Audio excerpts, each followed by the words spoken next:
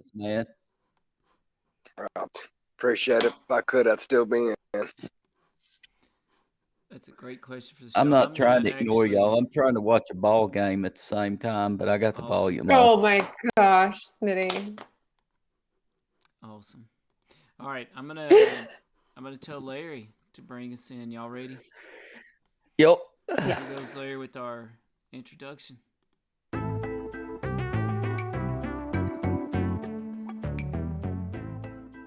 All Things Unexplained. Hosted by Dr. Mounts. Let's face it, we were always ready to roll without him anyway. CJ Derringer. Ain't nobody perfect, right? And Smitty Neebs. I've never planned out hardly anything my whole life. I just free ball. Featuring Cajun Man. I'm just old nobody, somebody looking for somebody.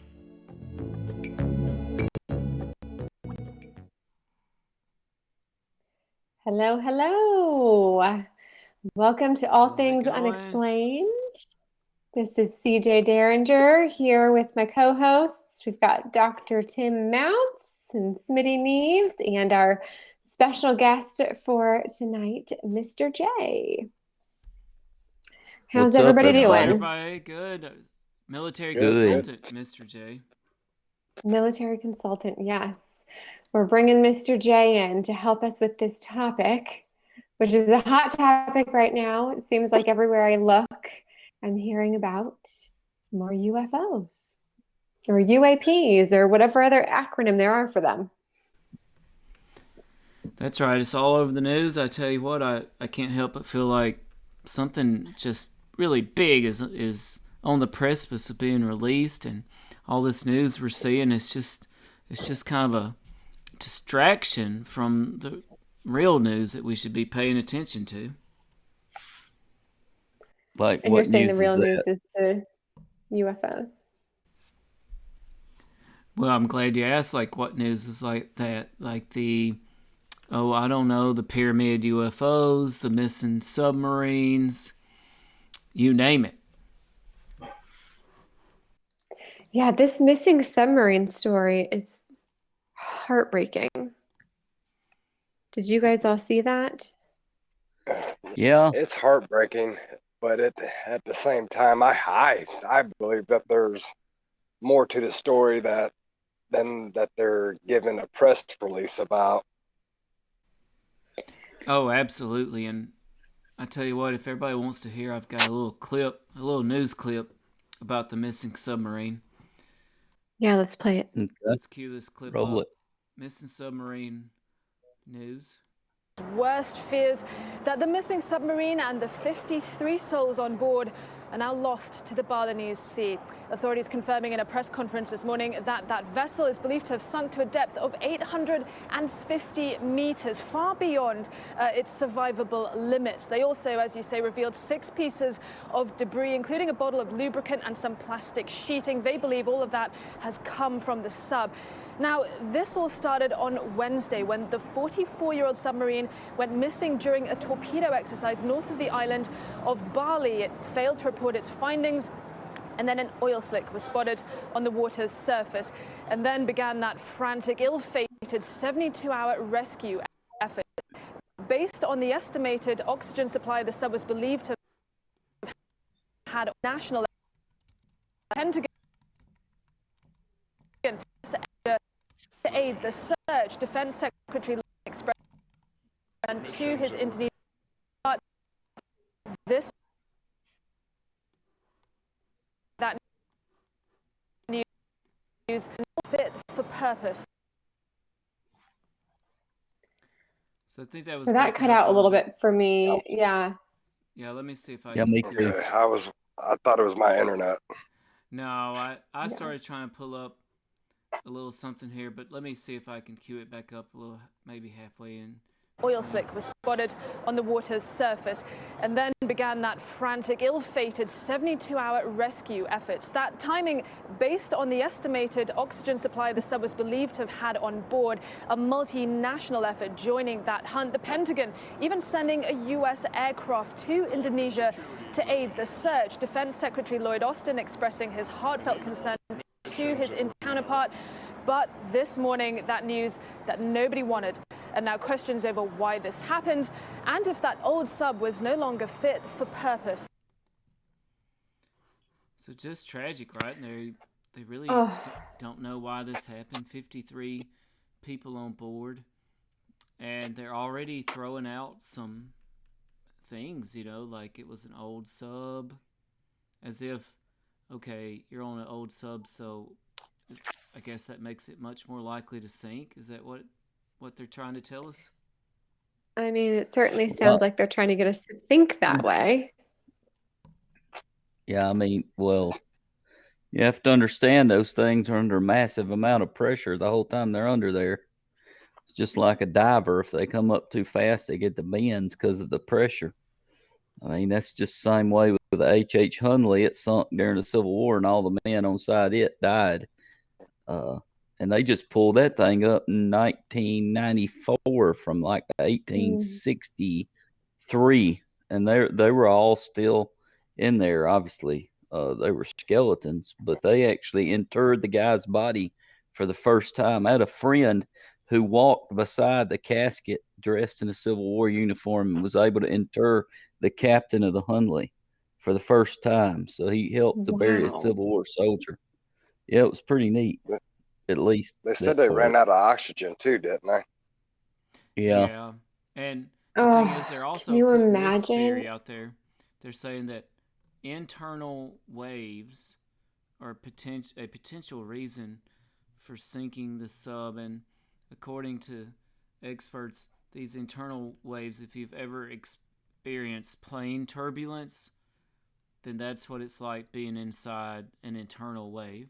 And Mr. J, you and I were talking about this earlier, and how this just seems to really stretch credibility, like to get us to believe internal waves could just take out submarines.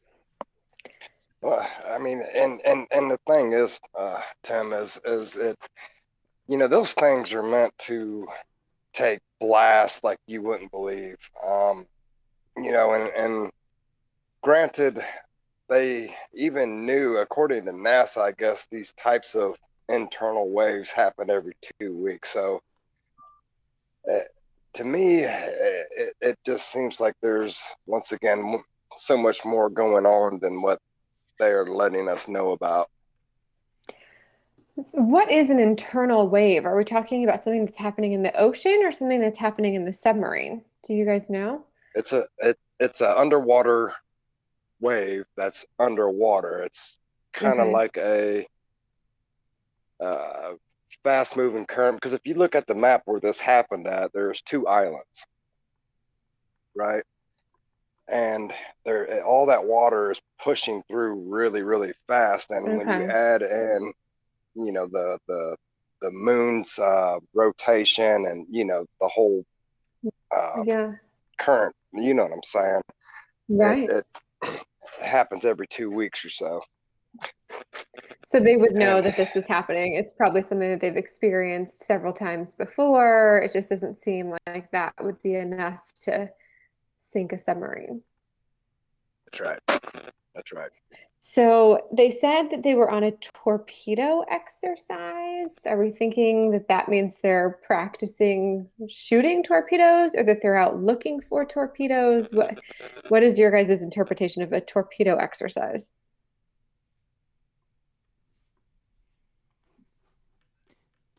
Yeah, Mr. J, what do you think about that? Well,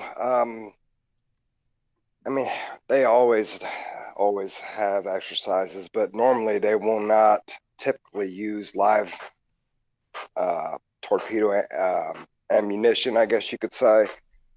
It's more like, if you think of the game Battleship, CJ, you got C4, you know, oh, you hit my battleship, so to speak. Okay. So they're just practicing aiming at targets and what have you. Yeah.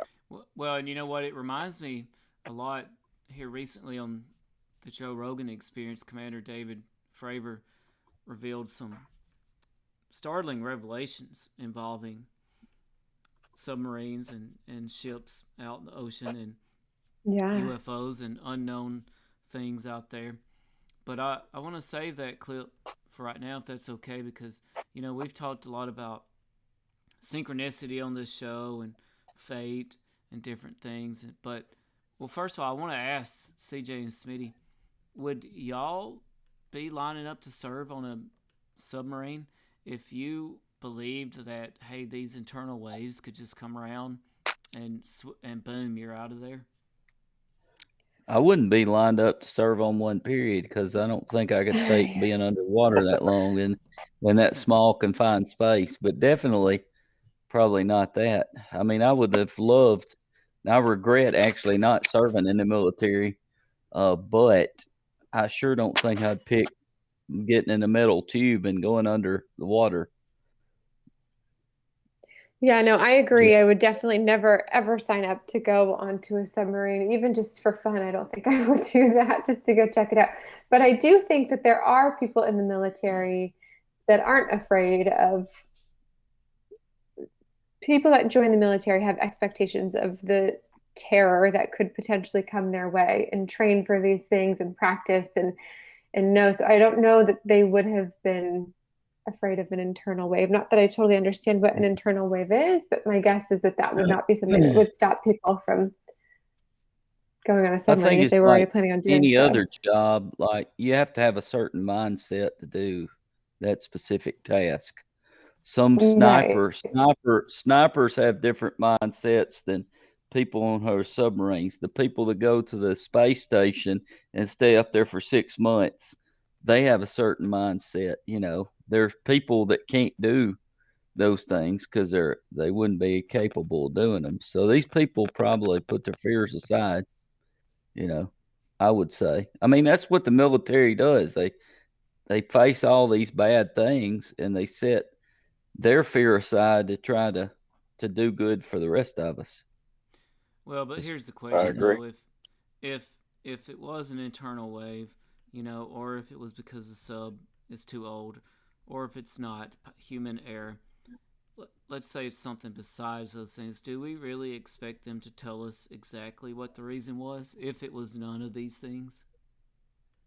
No, and if something fishy is going on, I mean, what better way to get rid of somebody than at the bottom of at the ocean? You know what I mean? That's pretty good way to get rid of evidence if something were to be happening.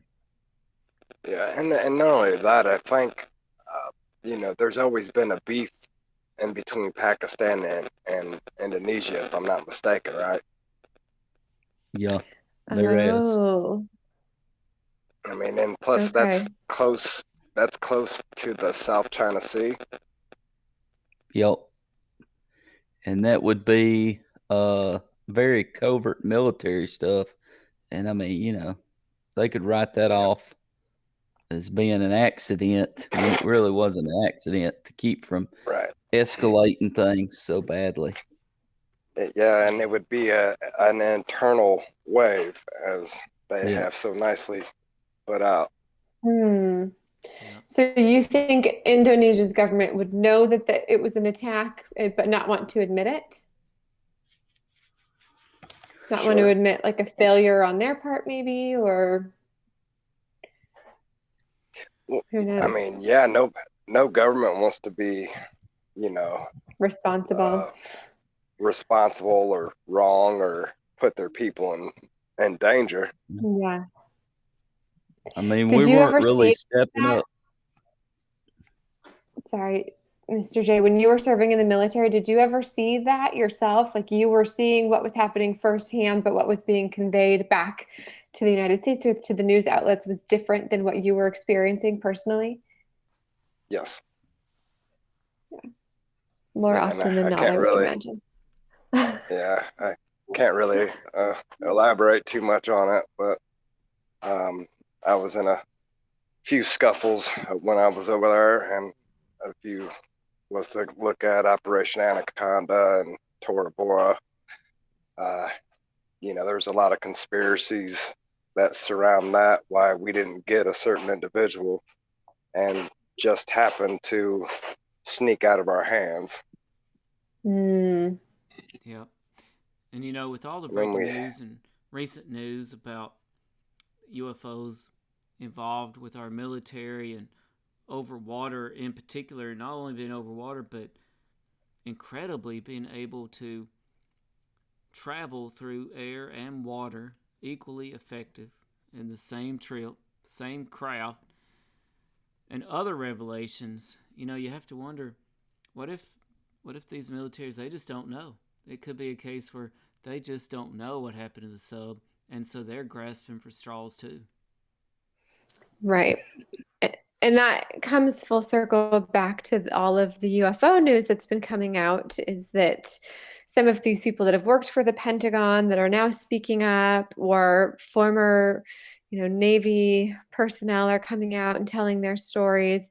It does seem like what the US government is now saying is, we don't know. We acknowledge that there is stuff happening. We acknowledge that these things are in our error, but we don't know what they are. And part of me wonders, do they really not know, or do they know and they don't want us to know? It's just really tricky when you feel like you're being lied to in several different ways. Oh, I know. And I tell you what, like I said, we've talked a lot about synchronicity on here. And in a really tragic, and this is heartbreaking here, in a really tragic turn of events, the crew of this submarine actually recorded a popular farewell song together shortly before this incident. Have you guys heard this? Yeah. Yeah, I just heard that today. Yeah, so I've actually got a clip of the farewell song, and this is pretty moving, honestly, listening to this, and you have to pull the video up online too, because they actually show here's the crew of this submarine, just not that long before they're sunken down to their doom. But here they are singing a popular farewell song. I think we should play it for everybody.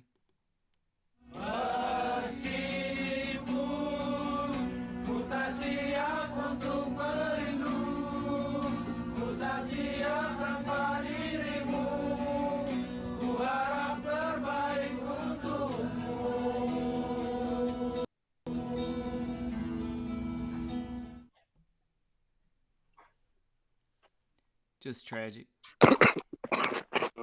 Sorry about that. Yeah. That's all right. And what are the odds, right, that they would just get to say, hey, we're going to get together and sing a farewell song? Yeah, I know. That's really heartbreaking. Also, I don't know why this struck me. This is just like the time that we live in right now.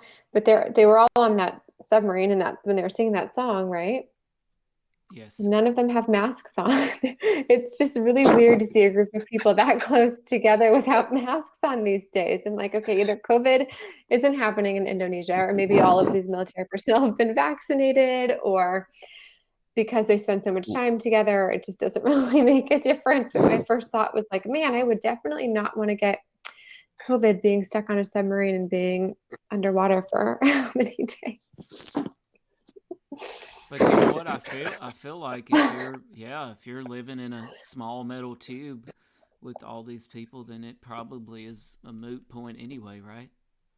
Yep. You're going to be right close. Yeah. Sleeping quarters and all that. So, I mean, it may as well make it as comfortable as possible. And they always talk about ventilation, right? Like, I think Mr. J probably knows. I don't have any idea what ventilation is like on a submarine. But they can go, a fairly long time without having to go up to the surface, especially with the type of technology we got today, where they kind of recirculate air, stuff like that. Right. And to go back to what y'all were saying earlier about, how it was, how long are they able to be serviced and stay out in service and, stay a submarine for as long as they can. Well, a majority of them have got nuclear power fuel, I guess you could say, and they are meant to stay out for many, many, many years. When did you say that it was built? 1981? Is that when the 44 years ago, I think. And I think before that, yeah. I think they have a lifespan of 50 plus years. But the thing is, because technology is constantly changing, you get better radar and sonar systems, and that's why they come back in and get redressed with better technology, I guess you could say. Yeah. Yeah. So I'm reading here that current submarines that we use in the United States can stay underwater for 90 days. The only limit really is just the food supply. So they're generally stocked with a 90-day food supply. So they can spend 3 months underwater. The diesel-powered submarines that we used to use had a limit of just several days submerged. I wonder what type of submarine this was in Indonesia, if it was diesel-powered or not. That's a great question. But, these things have got to be made to withstand so much, right? I mean, so much. And just go down out of the blue like that. Oh, absolutely. If I'm not mistaken, one of the old submarines, I think it was called the Nautilus, it went all the way, I think, into is it called the Mariana Trench? Mariana Trench, one of the, yes. And much of a problem. Yeah, that's why it just boggles the mind, to me about this whole story. And it reminds me a lot.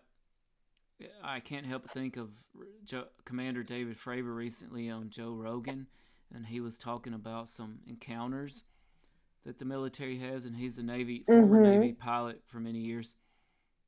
And he was recently on the Joe Rogan Experience talking about underwater UFOs and some torpedoes. And CJ, you had asked about the torpedoes. So just to put this into context, here's this submarine, probably with torpedo capability, and probably you would have to assume doing its own experiments out there, or at least collecting data, right? Sending out vessels or things to collect data about its surroundings. And Commander David Fravor was just talking about that exact same thing on Joe Rogan. We've got a little clip of that I think we should play at this time. Here's Commander David Fravor on the Joe Rogan Experience. And they have these things, they're called BQMs. They fly around, and then when they're all done, because they'll fly towards the ships, and the ship they can track with the radar.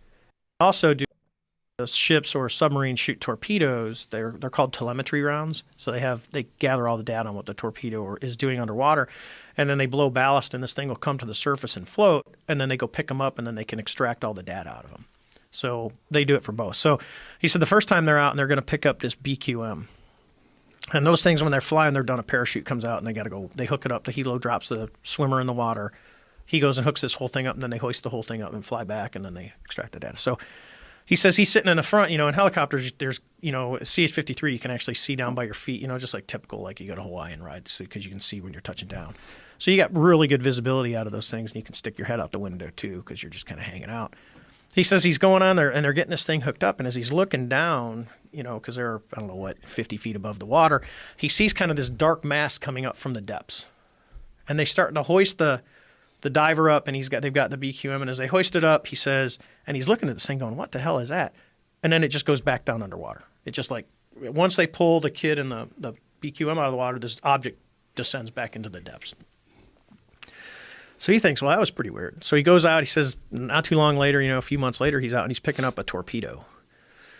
So he says they hook the diver up on the winch and they're lowering him in, and as he's looking down, he sees this big, massive, he goes, it's not a submarine. He's seen submarines before. Once you see a submarine, you can't confuse it with something else. this big object, kind of circular, he says, is coming up from the depths. And he starts screaming through the intercom system to tell him to pull the diver up. And the diver's like a few feet from the water. So they reverse the winch, and the diver's thinking, what the hell's going on? And he's getting pulled up, and all of a sudden, he said the torpedo just got sucked down underwater, and the object just descended back down into the depths. And they never recovered the torpedo. Jesus. And this happened in... I tell you what. So much about that, I have questions. But you know what? Tell me, when you hear that, does your mind not go there when you then hear about the submarine case? Right. Yeah. Something is messing with our military operation systems. Yes. But also, is that how they recover torpedoes? They just send one dude down to grab the torpedo? Like, do we know that it's not a live one? It's not going to explode? I mean, goodness, what a job to be that guy.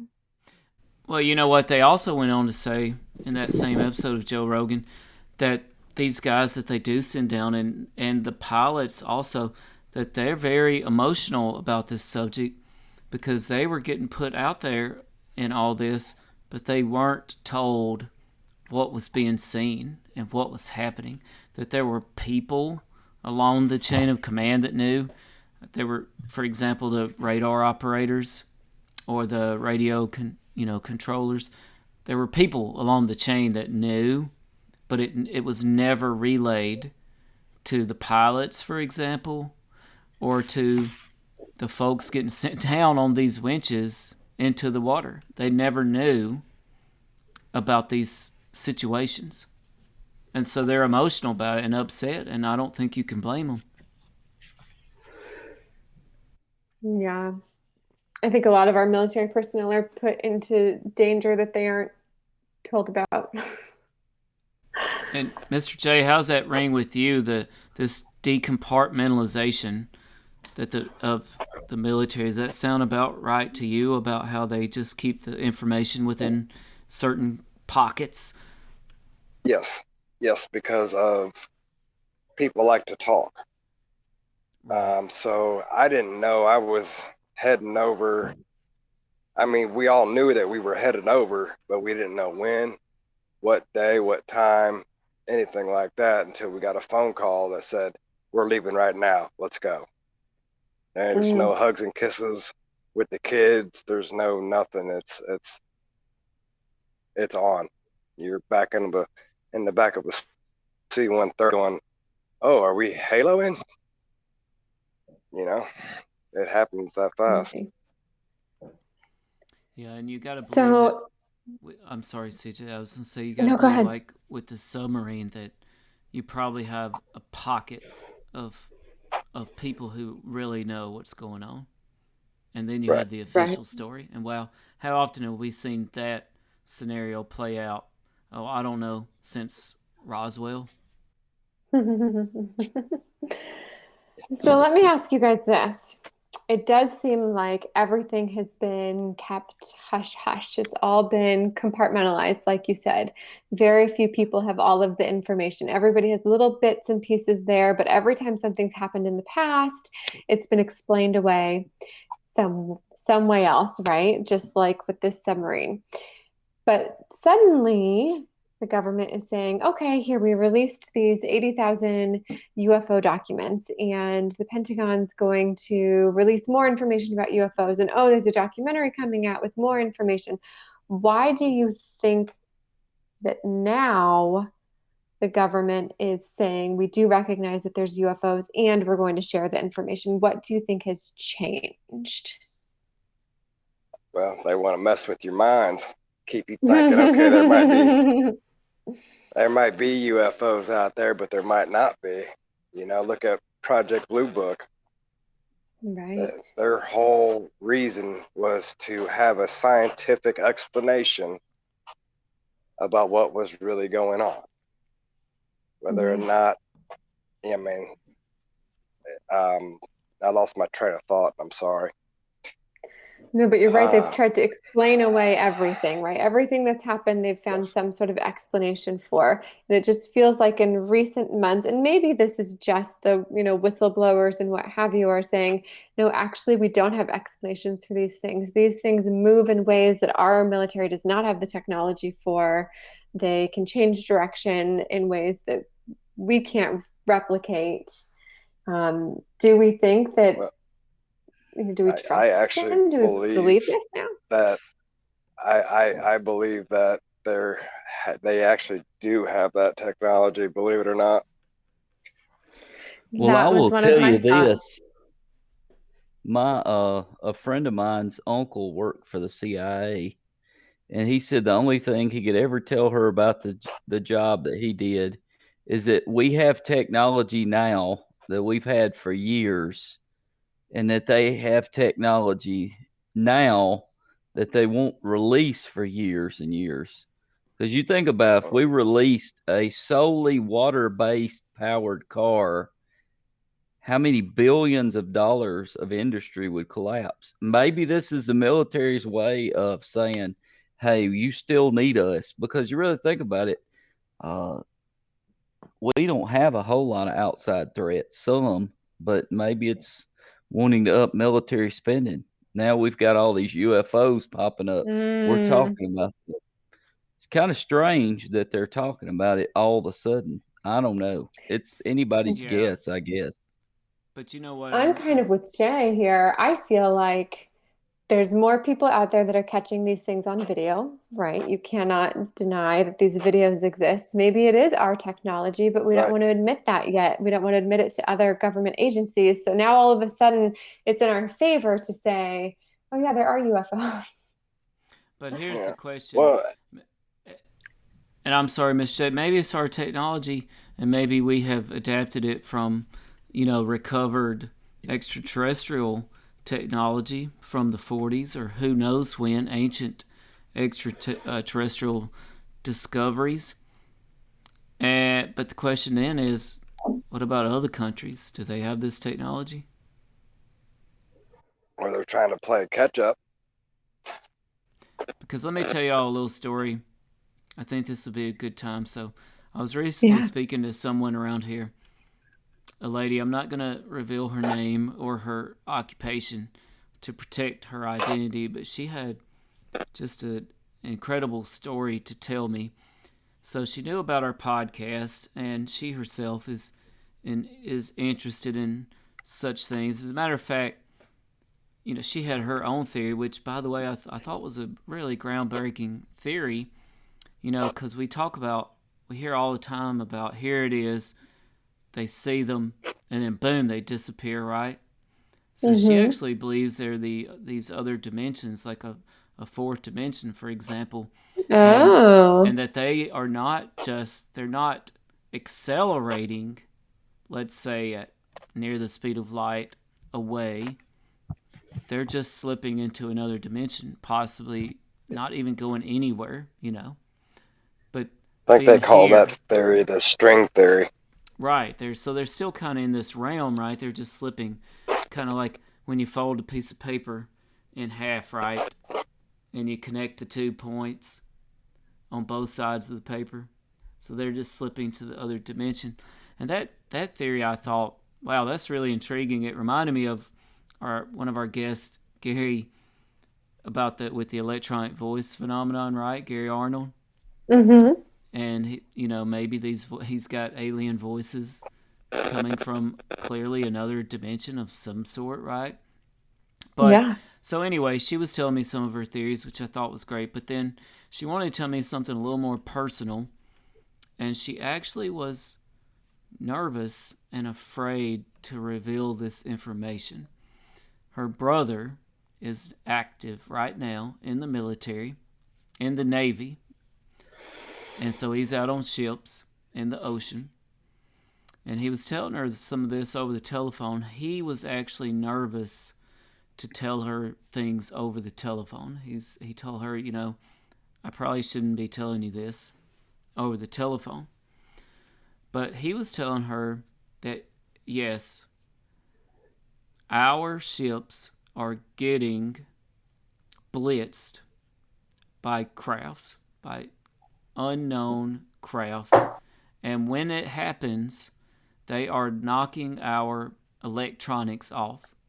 Oh my goodness. And her brother works with the electronic systems in the Navy. And so they're worried about, number one, are other countries or other entities accessing everything we've got and taking it when our systems just go completely offline. And number two, just what could happen if they can do this to us, what else can they do, right? And it was his job when they encounter these crafts, whether they came out of the ocean, whether they're in the ocean or whether they're in the air, it was his job to attempt to get their electrical systems back online. Now, can you imagine that? And to me, this is a startling revelation from a member of the Navy that we're out there. And by the way, it throws a big wrench into this is our technology and we've got it. Well, maybe we've got some of it, but clearly somebody else has got it too, because this is our own ships being blitzed out there, being bombarded. And then she hesitated, and you could tell she got very nervous, but she had one other thing she wanted to tell me. And she said, I probably should not be telling you this, but he said during their last encounter that someone died. Now, was it an attack? On the craft, for example, and the ship sunk, or he got thrown overboard, or was the person being lowered into the water to retrieve a torpedo or one of these data collection objects and got sucked down? She couldn't go into that, but somebody literally died during the last encounter with one of these objects. And to me, that was the first I've ever heard of an actual documented of sorts death in one of these situations. So when you said that's getting blitzed by something, you're saying that there's an object. They're seeing these objects that are getting close to the ship? Yes. Well, not only that, but they're literally attacking the ships in terms of knocking all systems offline. Okay, but not flying at them, not launching anything in their direction. They're surrounding the ship and then the power goes out. Well, she couldn't go into that, so I don't know. Okay. I don't know. But it does make you wonder, well, somebody died from something. Right. Here's a theory that goes along with Jay's. What if this is military technology that we have and we're passing off as UFO technology so other countries won't know that we have that technology, and they'll say, well, the U.S. doesn't have that, so we don't need to try to infiltrate them to try to get this technology. Wouldn't be the first time somebody's tried to spy on us, so that would be a pretty good cover-up. Well, that's a good point. And, somebody that's been getting a lot of breaking news from some of these leakers of information is Jeremy Corbell, and he's been on a lot of shows, and I've got a clip from him from military.com, and I think that would give us a little insight, at least from Jeremy Corbell's point of view. So let me pull up that clip. Here's Jeremy Corbell on military.com. Christine, yeah, so this filmmaker, he just released this video that was taken by the U.S. Navy. He says that this is the best UFO video that has ever been released to the public, but there are a lot more questions than there are answers. Who are they? Where are they from? And what is their intent? All questions that immediately come to mind with the mention of UFOs. We are now at a tipping point. It is time to let the public know what is known. No matter how big or small, what is known about the UFO presence on planet Earth.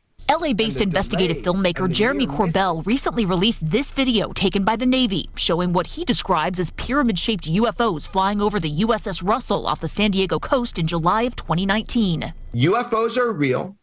They're flying with impunity within our restricted airspace. They represent an advanced and sophisticated technology. And it's a technology that requires scientific scrutiny and study. The Pentagon has since confirmed that the video is authentic. It's part of a recent data dump by Corbell and investigative reporter George Knapp. These pictures were taken by a pilot in March of 2019, apparently showing 3 different UFOs. 2 have since been dubbed the metallic blimp and the sphere.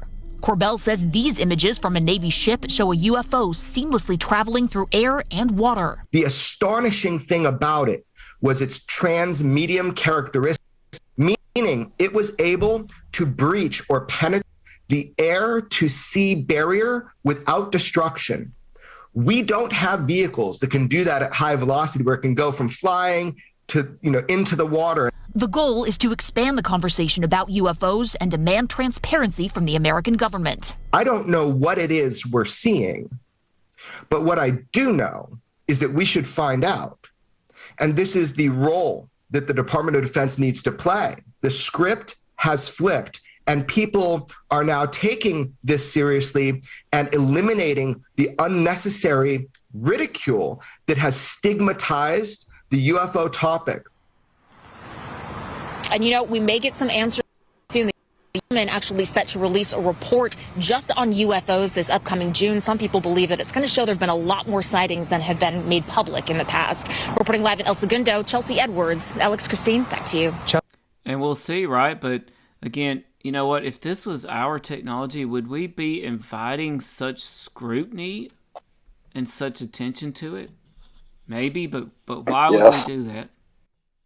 What do you think, Mr. J? Because I've already got the next level ready to go and tested and ready to send to the air, water, and sea, and space on top of that. So I've already, I'm trying to put this in the right words. I got it in my head, y'all, and I'm sorry. Okay, so Tim, I keep telling you about the half blues, right? Yeah. And when did that technology come out? Do you remember off the top of your head? It's been a while back, right? Yep. So, and that was the stealth bombers. And right. Stuff like this. They were testing and flying that stuff long ago. Long ago. And we just found out about it, in 2000s? Right. Yeah, stealth bombers. That had been late 90s, I would think. Yeah. But yeah, they've definitely have technology far, far advanced from what we know. So that comes down to, okay, what we're seeing, our military's technology, and if so, are they playing it off as UFOs so that adversaries don't know that we have the technology, number one. Number two, is it technology that belongs to our adversaries and the US government doesn't want to admit that they aren't keeping up? Or number three, is this coming from some sort of alien/foreign entity that's not explained? I mean, what are your guys' thoughts? Sounds like, Jay, you think our technology, and they're playing it off as something else. What about you, Tim and Smitty? Yeah, I think so. I mean, it just, like I said, there's so many things that the government doesn't tell us about everything. You think about from, I don't know, the JFK assassination to any of these assassinations and all those types of things. I mean, they don't want to, I don't know. It's amazing. And all the studying I've ever done, they even, like if they have another leader come over here, every move the president makes is choreographed to make him look stronger than the other leader. If he's going to stand on top of the stairs so the guy can come up to him. Our government thinks of literally everything to make us look stronger than other governments. So it's possible in military, but it's also possible it's other things. Who knows? Maybe it's Elon Musk. Yeah. What's funny that you should say that is in one of these interviews, and I think it was Jeremy Corbell. He said, "We don't have this technology. Elon doesn't have this technology." Right, I heard that too. Oh, really? Yeah. So there seem to be a lot of these whistleblowers that have jobs that were in the government, that were high up in the government, that were part of the aerospace threat identification programs, what have you, that are all saying, we don't have this technology. We don't have anything close to this technology. So, part of me wonders, okay, is that true? And if it is true, where is this coming from? And then the other part wonders, are they decoys? Are they being told to come out here and say that? Well, yes, they are. I just don't know. I was talking to Jay recently, and just about how it still blows my mind, the timing of all this, dating back, to Roswell in the 40s, and then almost immediately the formation of the CIA, the formation of the Air Force. World War II is right in there. The formation of the emergence of the Men in Black and the atomic bomb, nuclear weapons. And you want to talk about how advanced must our technology be over other countries? Now, this is not saying that we perhaps have not recovered, just like Bob Lazar said, alien technology, ancient alien technology, recent alien technology, and that we have been investigating it. But how advanced must our technology be? How much more advanced? When you consider this, consider we dropped 2 atomic bombs on Japan in the 40s. Mm-hmm. Okay, Mm-hmm. the 40s. And you hear on the news now in 2021 with Iran, for example, we hear, okay, well, because Israel just decimated or just did this computer hack on Iran, they're now 6 more months away from getting a nuclear weapon. In 2021, we used 2 of them as weapons in World War II. And so imagine how much more advanced our technology must be to so many of these other countries. And that's kind of what I've been kind of saying all along. Tim, do you remember earlier today when I was talking to you about Germany? Yes. And they had capabilities of hypersonic speeds and a UFO, and it was called the Lunar Project or something like that, Right. back in 1947. Wow. The Nazi experiments. Nazis experiments, yep. And they said that, and of course, the U.S. rushes in and takes everything that we can. Well, look, what's his name that sent us to space? What's his name? Not Dr. Hynek. You're talking about the German scientists. Yes, sir. And then next thing the you one know, that we're made in the atomic space. bomb was Oppenheimer. Oppenheimer. Yeah, Oppenheimer was that. But we've taken the technology that has been presented to us and made it so much more effective and put our own spin on it to where it would be able to suffice us through the future. Well, I mean, holy cow, just look at this. This is more technology in this phone than sent Neil Armstrong to the moon. That's right. This has greater computer technology than all the computers at NASA in 1969. And I can hold it in my hand.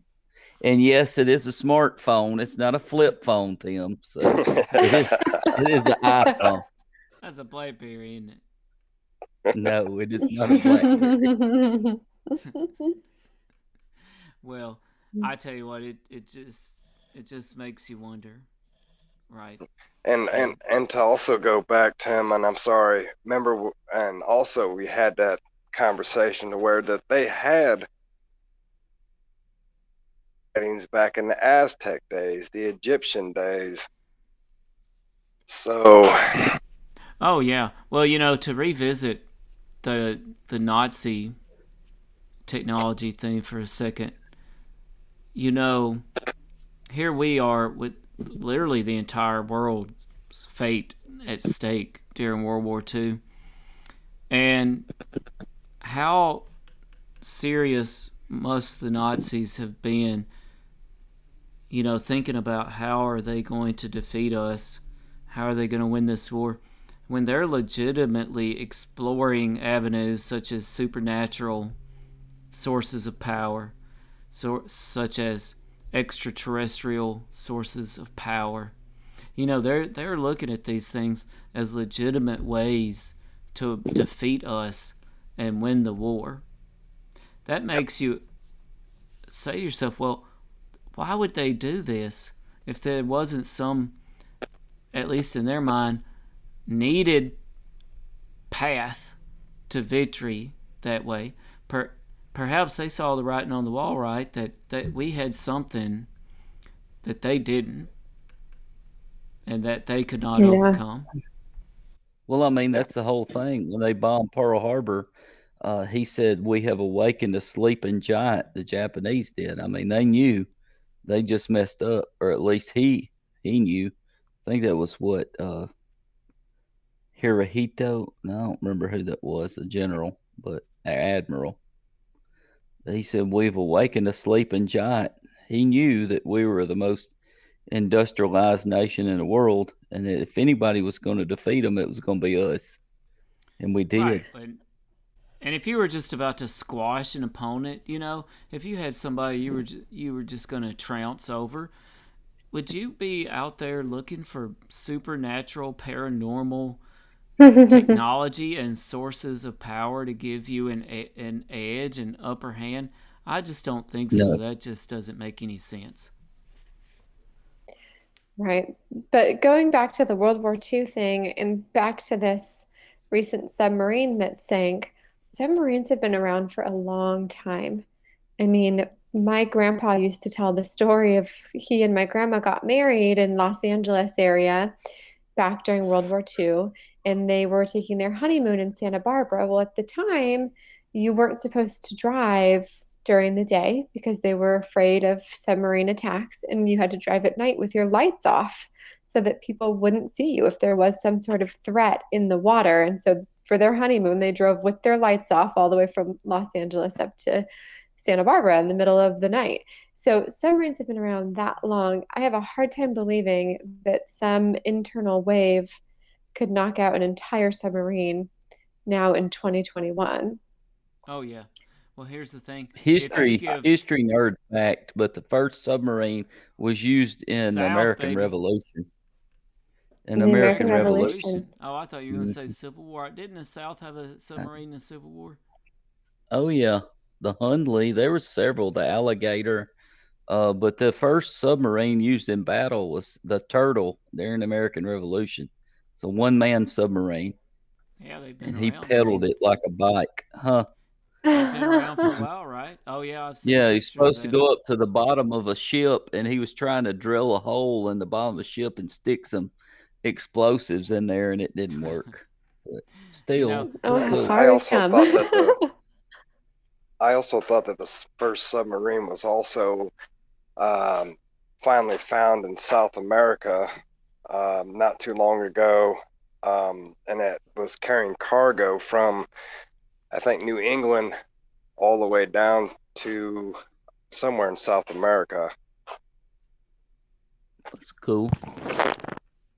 Yeah, and here's the thing, right? If you give any credence to what Commander David Fravor said on the Joe Rogan podcast about, our men and women being lowered down on winches and having these encounters with huge objects coming up out of the water and them sucking our own technology down into the depths to never be recovered. If you give any credence to what Jeremy Corbell is being told, from military insiders about all of these UFO encounters, then what must our submarines be actually encountering out there that we don't even know about? Gosh, can you imagine? Right, because if there's any validity to these stories, if Commander David Fravor has passed along the truth, if the lady I spoke with who relayed the information from her brother who's in the Navy, if that has any credence, and why would it not, right? Like, what would be the motivation for him to tell this to her and then for her to make this up and tell to me? Right. If we give these things any credence, wow, what must these submarines really be encountering out there? Yeah.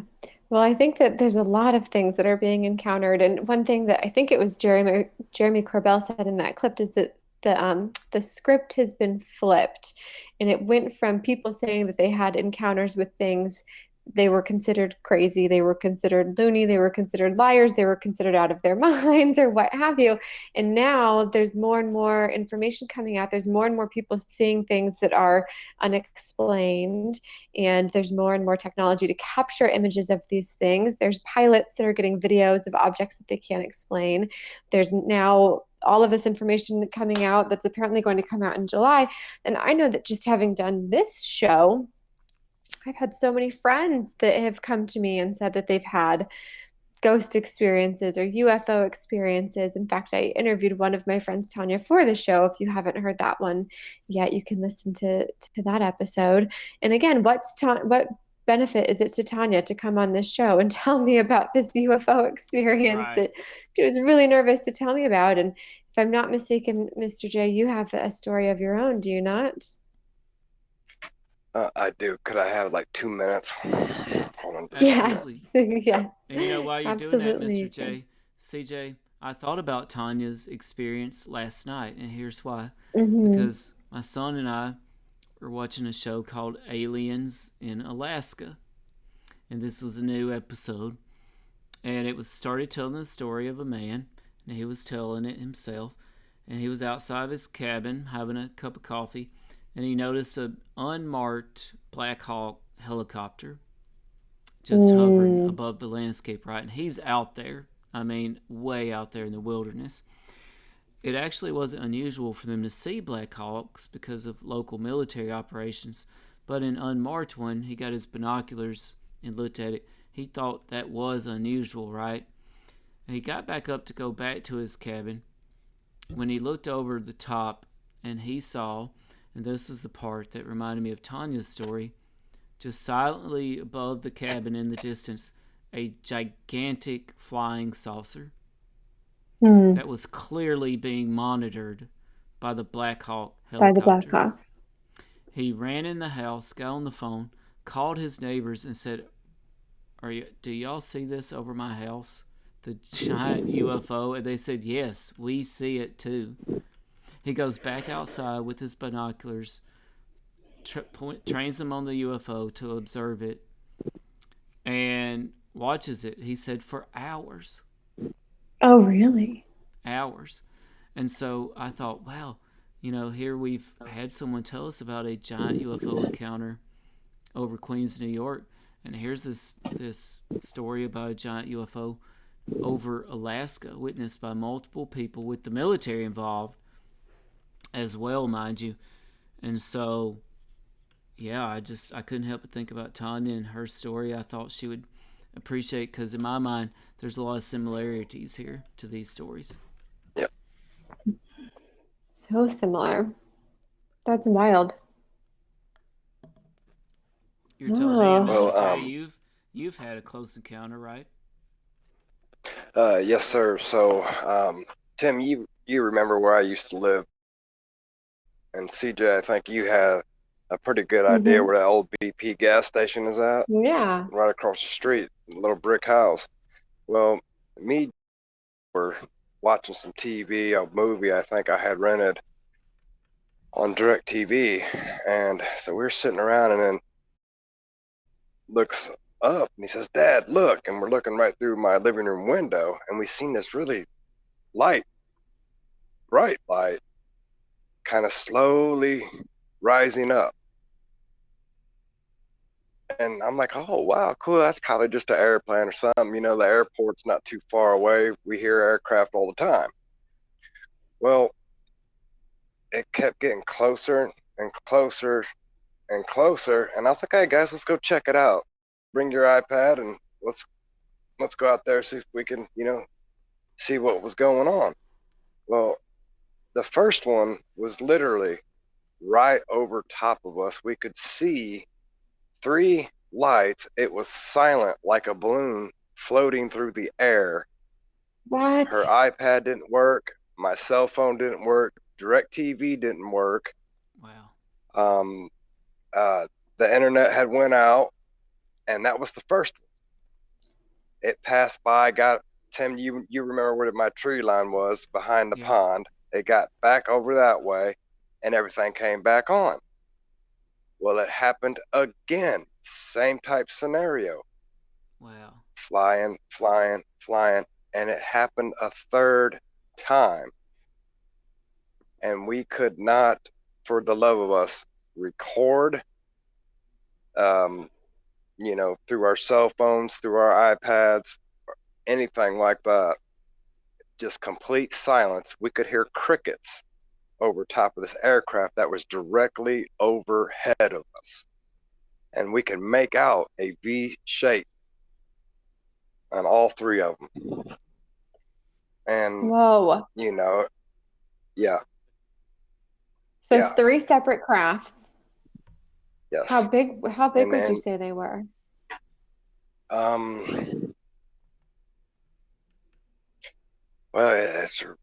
with it being at night like it was, I'm going to say probably the size of, Like, are you thinking this is a drone, like the size of a drone, or more like the size of a car, or? I'm thinking the size of an airplane. Oh, wow. Oh, goodness. Yeah. Yes. And you said all 3 of them were like that. Wow. And you know what that And they all knocked out your technology, like this Navy ship that we're hearing about. Yes. Well, every bit of it. And it was almost like they came in like 5 to 8 minute increments. The first one would pass, and then it would be some time, and we were getting ready to walk back in, and then the second one would come. Same thing with the third one. Wow. And you know what, Jay? This is like a combination of these reports that we've got out there. Here we've got the military releasing or acknowledging footage of these pyramid-shaped UFOs, right? In one specific clip, you can see them tracking this one pyramid UFO, but it's revealed, I believe Commander David Fravor revealed on Joe Rogan, there are actually multiple ones. It's just that the technology focused in on that one, and it's kind of like if Smitty was surrounded by 2 or 3 friends and I was just focusing my attention on Smitty, I wouldn't necessarily recognize the presence of the other people, So he compared it to that. So we got the footage of one pyramid UFO, but they acknowledged, or he said that they were actually being blitzed by several pyramid-shaped craft or triangular craft. And by the way, it's never been released about it affecting their power, but this lady, relaying the story of her brother, that all ties into what you're saying too. Yeah. And I felt like I could almost, if I was to climb to the top of that tree, I could have almost touched it, the aircraft. That's how low it was. And just like I said, silent. Crazy. So going back to the U.S. being one of the biggest military forces in the world, I think the greatest threat to our country right now is cyber terrorism. It's somebody being able to knock out our internet, knock out our technology, because we rely on technology for everything. We rely it to stop at a red light, to do all of our banking, to do all of our everything. It's all technology. If somebody could knock out our internet nationally, we would be in big trouble. I mean, that's how our water systems work in our cities. Everything is based on technology. So the fact that these things can fly over your house, knock out all of your technology, the fact that this guy's one job on that ship is to get the technology back up and running when it goes out, tells me that our government is testing technology to knock out technology so that they know how to reverse it if we ever do get hit with that threat. Yeah. Oh, yeah. And can I also say this? Now, have you ever gone to an airport and right before you get to the airport, you kind of have no cell phone signal? Yeah. Mm-hmm. So, and then once you cross that certain line or certain area, you've got all the cell phone service you want. So there's a technology that will go and cancel your cell phone and get onto the airport cell phone tower so they can track and hear and see everything that you are doing with the cell phone. And that came into play after 9/11. Oh yeah. Yeah, and that seems like, well, an invasive technology, probably a very important one. Maybe. Yeah. But you know what? I actually invest in a company.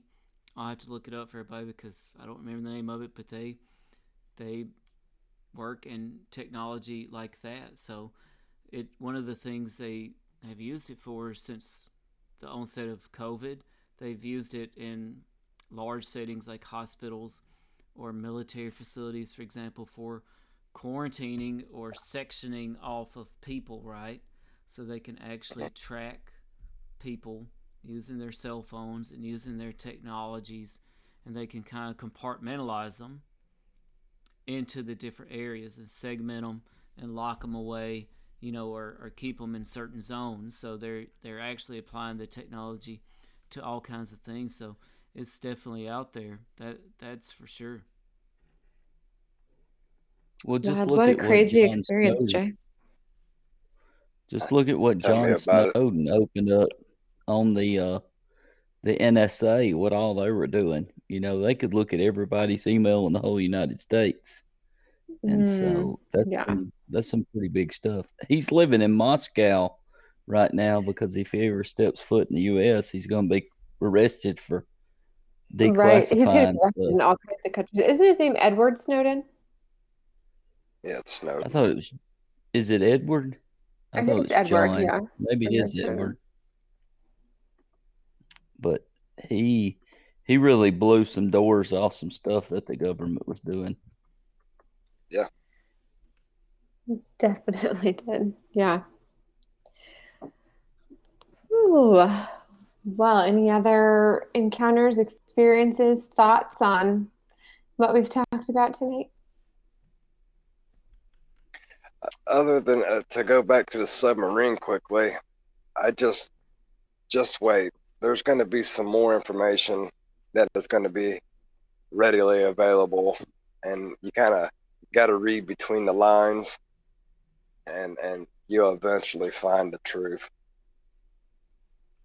I hope so. Right I'm about sick that. of just guessing and not knowing the truth. Yeah. The truth is out there. Somebody wants it. But that's such a great story, Jay, about the UFO encounter. I mean, I hope you'll call me if that happens again. If you can get yourself on the work. If you can get to it. I'm telling you, that was the most wildest thing I've ever seen in my life. But I tell you what that reminds me of, and you want to talk about scary, and CJ, you made me think of this too as you were commenting on it. So I heard somebody talk about we are actually facing an impending potential information apocalypse. Mm-hmm. And here's what they meant by that, and they use this as an example. If I handed any of our children, if I handed any of us a floppy disk, it might have the secrets of the universe on there. We'll never know. We have no way to access it. no way to read it. And you know what?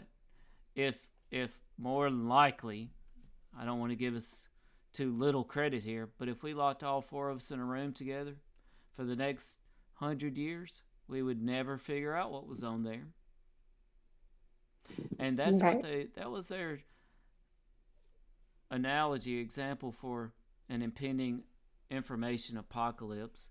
You know, Jay brought it up with this technology about, okay, boom, here your phone is off right now. Now put that on a global scale. We have unknown entities potentially knocking out the most advanced technological systems in the world. And we don't know how they're doing it. It is easily now, I think, and at the time when this person was talking about the information apocalypse, they actually weren't referencing UFOs or these encounters. They were actually referencing other countries' EMP technology and how it's there, it exists, and that's one of our true biggest threats to our existence is a nationwide EMP attack. But if we put it in perspective with the UFO cases, though, like I said, if this is happening, if we have unknown entities knocking out the most advanced technology in the world, and here we have people trying to figure out how to get it back online, I would think, you know what, it is a legitimate threat that we could be thrown into essentially the Stone Age. It's a giant threat. I actually read a fiction book called The President is Missing, written by James Patterson and Bill Clinton, of all people. And that's the whole premise of the book, is that the entire internet and thing gets shut down by a cyber terrorist. And as I was reading it, I was thinking, clearly Bill Clinton has some sort of knowledge in terms of what is possible, which is what he was able to add to this book. And it was terrifying. It was a very scary book, even though it was fiction. But the thought that it could actually happen is terrifying.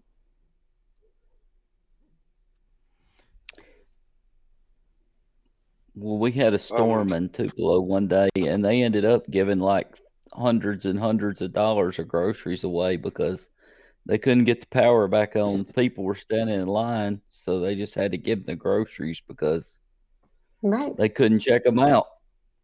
There's absolutely no way to check them out. That was just one day in the moment, I know. for probably less than an hour. Can you imagine that? Every city, every state, every country in the whole world. Let's just take our own nation, for example. I got to believe if that just happened to our country, I think I'm not so sure about all these countries running to our rescue. I think the world would be thrown into chaos. Mm-hmm. We're kind of or they would be here so quickly. Oh yeah, we're kind of the stabilizing force in the world. Yeah, it's a scary thought. I mean, you're right, though. People don't have cash. People don't have documents. People don't have anything in real existence anymore. It's all online. It's all on the cloud. It's all on the internet. It's all on our phones. If all of those things went bye-bye, there goes almost everything. Well, I tell you what, I think I know what I'm doing when this show is off the air tonight. Going on Netflix, watching the first 10 minutes of Red Dawn. With Patrick Swayze, and I'm just getting myself in a good mental space for heading toward the hills. Knowing where my guns are, knowing where my bunker is. Just being ready. There you go. I got plenty of guns and ammunition and everything I need right here. So I'm good. I can kill what I need to eat. Yeah, I got a bunch of squirrels hanging out of my house. Yeah. Maybe you can get them. He'll get them. I used to do some squirrel fishing. Yeah, we convinced one of our old students that there was such thing as squirrel fishing, and she kept saying she was going to go squirrel fishing with us. Put you an acorn on a hook. I mean, they're so plentiful. Cast it out under the oak tree and Yeah. till one Go takes the squirrel bait. fishing. I had my kids convinced that there was a boneless chicken farm one time in the 7th grade. Chicken farm. Oh, it's funny. I tell you I what, I've said that toured they a, took embryos of chickens and put them with an octopus, and that's how they had to come out with boneless chickens. Oh my gosh. I tell you what, one of the most fascinating and disturbing behind the scenes tours I've ever done is of a processing plant here in Chatham County, North Carolina, and it was eye-opening and fascinating to say the least. Oh, I bet. Ugh. Well, you know, they used to have the one in Tupelo. What was that called? Marshall Durbin. Remember? Yeah. The chicken plant. And they had the one down the slaughterhouse in Tupelo. So Yeah, you should tour it sometime. Yep. Yeah, it's closed now. Thank God. It stunk to high heaven when you drive by it. But well, this place is actually a great American success story. So this one fella, he moved to Chatham County. I can't remember what country he was from, but he was from a different country, and he was really good at slaughtering animals. You know, skinning them and processing them, and cutting them up. And he just set up shop in his front yard, right? And people would bring him goats and cows and chickens and fish, what have you. You know, he wouldn't do pork, but and he would do it right in his front yard. But turns out it was actually illegal, apparently, to dismember animals in your yard. And so he opened his own processing plant. well, he'd get along right here because we used to slaughter a hog or two every winter. We call it hog killing weather. We get together, all of us, and kill a hog. I hear that, which, you know what, CJ probably thinks we're really off track now. But and the government was spying on us killing a hog. No, I'm just kidding. I was trying to bring it all back in, but never mind. But I could tell I lost. I want to tell CJ that we are actually not off track, and here's why. Just pull this up. CJ, or Smitty, keep telling her about that, or Jay, you got something to jump in? About the slaughtering a hog? That was like a family event, man. All the guys from our family would get together, and we get a couple of hogs, buy a few, make homemade sausage, cut the tenderloins out, make some. It was good. Yeah, they used to let me shoot the hog. Like put together a charcuterie board or anything, or just straight up sausage and bacon? Oh, a what? A charcuterie? What? A charcuterie board. You've never heard I don't know what a charcuterie board is. We don't have that in Northeast Mississippi, I don't think. But all right, forget I mentioned it. Well, here's why we're actually not off track, because over the past 3 months, I'll get this out of here. Over the past 3 months, 7 cattle have been found mutilated on ranch land in Central Oregon's Crook County. In most cases, the dead animal's sex organs, tongue, or eyes are cut away cleanly, and there is no blood. This is from usnews.com. This is in Oregon. And you know what, folks? These cattle mutilations have been popping up again. And it's actually a really big deal. This is the livelihood of these ranchers up there. And it says, listen to this, this will blow your mind. Thousands of cattle and other livestock. I lost my place here, sorry. Thousands of cattle and other livestock ranging from Minnesota to New Mexico were found dead with their reproductive organs and sometimes part of their faces removed. I think everybody is stumped or muted. Oh. I couldn't hear you when you were talking. Yeah. I didn't either. Oh, you didn't hear any of that? It was you. No. We heard all of that until the end. course, Yeah. most of the time I try to tune you out, but that time I literally couldn't hear you. So, what do you think? That is a I lot said of that cattle. And these cattle are worth hundreds or thousands of dollars each, and showing up Right. dead with sex organs removed, tongue and eyes, and no blood. That's crazy. Smitty's gotten really good at his slaughtering. Pretty strange. I have actually skinned a cow out one time, but anyhow, Impressive. it broke its fact- neck when it was drinking. I'm seeing video So- now. I actually did not know they did this, but it makes sense. They're now using drones to herd cattle. Oh, come on, really? That's pretty No, cool. I'm watching the video. I had no idea. We just get on Wow. four-wheelers There goes the around Once here. cow. and again, herd that 'em up, cyber but terrorism's going to knock us out. it's going to be a stampede. Tim, you went At silent least on us once a again. month, there's What's that, Smitty? This is my dream come true. His lips are moving, but you can't hear him. I was saying there's a lot of theories about. Well, you know what? We heard you that time. Sorry, I was just saying there's a lot of theories about why extraterrestrials might be doing these cattle mutilations. So, who knows? Is it connected to all these military encounters?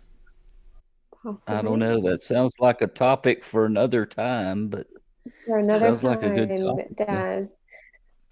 But I have definitely learned in doing this show that there are lots of stories out there. So for anybody that has one that they would like to share, please reach out to us on our social media. You can find us at All Things Unexplained.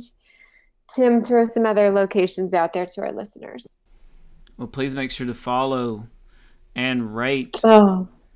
our podcast 5 stars. We would greatly appreciate it. Like CJ said, allthings-unexplained.com.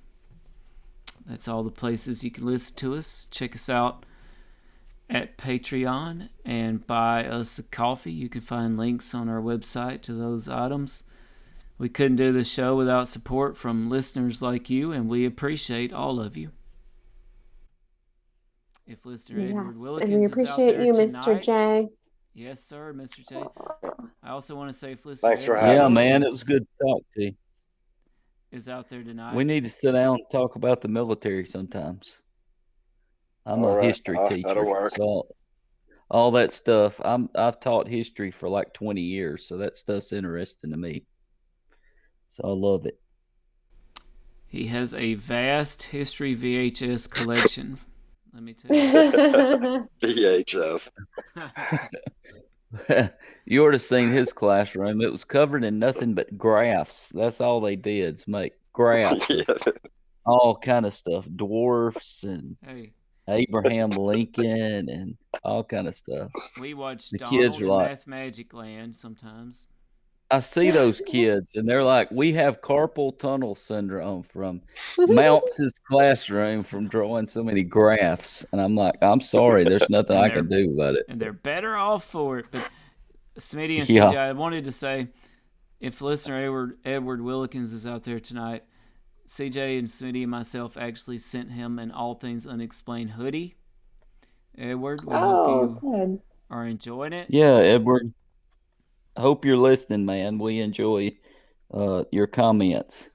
Send us a picture of you sporting your All Things Unexplained supporter hoodie. We would love to put it up on Facebook and Instagram and Twitter. Mr. J, thanks for joining us tonight. Yeah, Thank man. you for having me. Enjoyed it. I think we should give Mr. J a final word here, just your take on everything that's happening right now in a quick word. I would always keep your eyes open, first of all, to the sky, and now to the water, and always be vigilant. And as much as you can, bring some type of a video camera with you and record every aspect of your adventure. And in a nutshell, thank you guys for having me. Yes, Our sir, pleasure. It's been great. We look forward to having your expertise with us in the future. Yes, sir. You guys take care and have a good night. You too. You too. See you, Mr. J. All right. Smitty, it's good to finally see you back on the show again. Yeah, I've been busy. But thanks for listening to All Things Unexplained. It's my bedtime. We're out of here. Are we off? We're not off. We're still recording. Oh. Well, I'm about to CJ, have to go to bed. Smitty, see y'all. Y'all got any last words for tonight? Bye. No, but thanks for tuning in to All Things Unexplained. And if we have a topic that you would like to hear, we'd like to hear from you about what topic you would like us to talk about. We've got our That own makes website. sense. You couldn't have said it better yourself. I'm telling Thank you, Dr. Seuss. Yeah. Hey, he sold a lot of books, even though some of them are getting pulled right now. But that's a different show. I do not That is a pronounce very him. different show. See y'all. I'm gonna hit finish.